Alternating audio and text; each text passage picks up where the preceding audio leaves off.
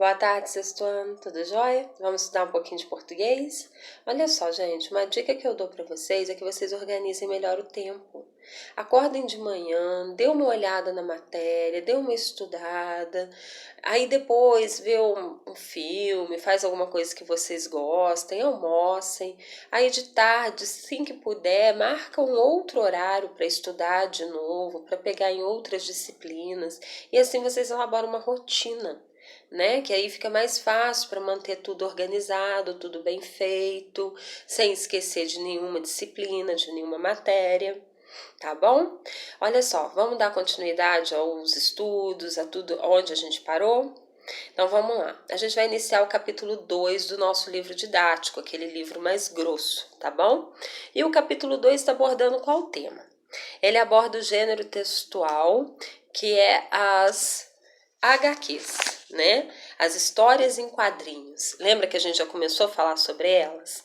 Então, e o que tem diferente do gênero textual HQ para o gênero textual tirinhas? A única diferença que existe entre elas e que vocês podem ver no livro de vocês mesmos está falando isso, entendeu? A única diferença que existe entre elas é que a HQ é um pouco maior, enquanto que a tirinha tem aquela estrutura básica de 3, 4, 5 quadros, né? Na verdade são 3 quadros, mas algumas tirinhas apresentam mais ou menos quadros, entendeu? Então essa é a única diferença.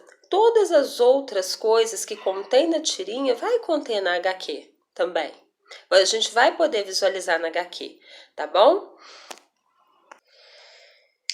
Vocês se lembram que eu sempre falo para vocês grifarem? Então, pega o livro e vão junto comigo. Podem grifar, então, na página 30, os quadrinhos que tem do lado. Dá uma lida, não é para sair grifando sem ler, não.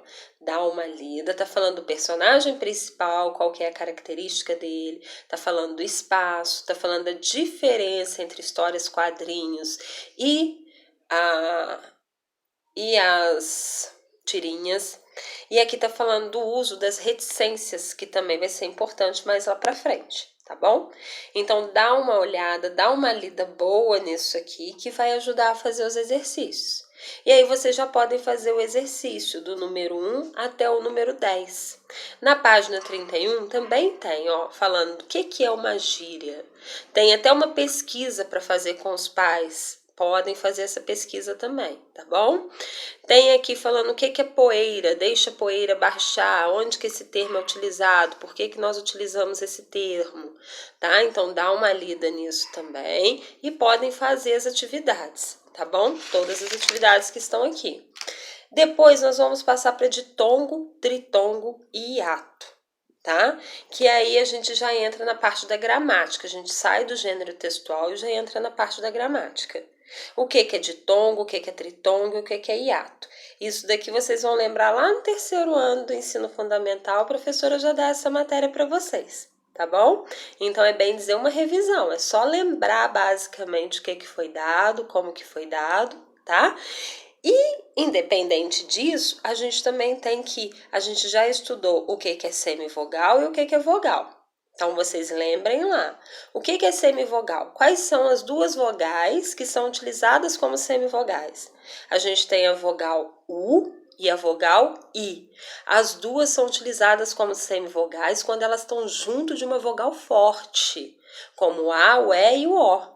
E aí elas têm um som fraco. Lembra que a gente já falou sobre isso? E tudo está através do som, através da boca, através da fala. Procura falar para entender, para poder ver qual que é, se aquele I, ele é uma semivogal ou se ele é uma vogal. De que maneira que ele está funcionando naquela palavra ali, tá bom?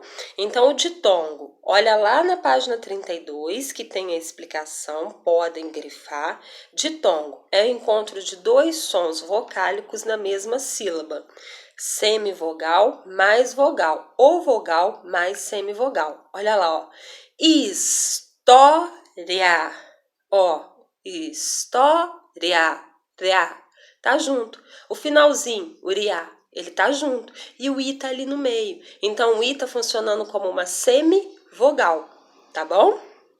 A partir do momento que ele continuou na mesma sílaba, porque a gente já sabe que dentro de uma sílaba não pode conter duas vogais, só contém uma vogal, então ele está dentro de uma mesma sílaba com o A. O A é forte, então o I aqui ele é fraco, ele é uma semivogal. E aí aqui nós temos um ditongo, ok? A mesma coisa com cascão. Aí vocês vão falar assim, o O. Lembra que eu expliquei sobre o O? O O tem som de U. Quando o O tem som de U, ele é fraquinho e ele está junto com o A. Então, formou de novo um ditongo.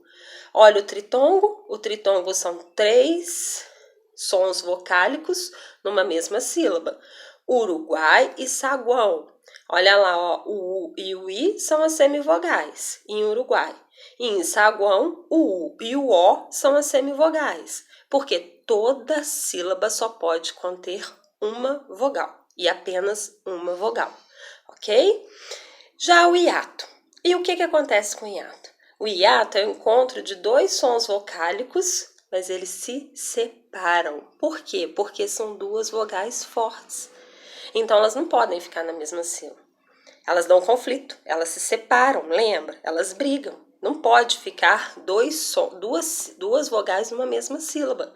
E aí, ru-á. Olha o U, como que ele é forte, ó. Ru-á. Tá vendo? Então, ele separa do A. O U vai separar do A, ok? Assim como em coelhadas. Coelhadas. Ó, separou. Coelhadas. Tá vendo como que tanto o O quanto o E tem som forte? Então, não podem ficar na mesma sílaba, eles se separam.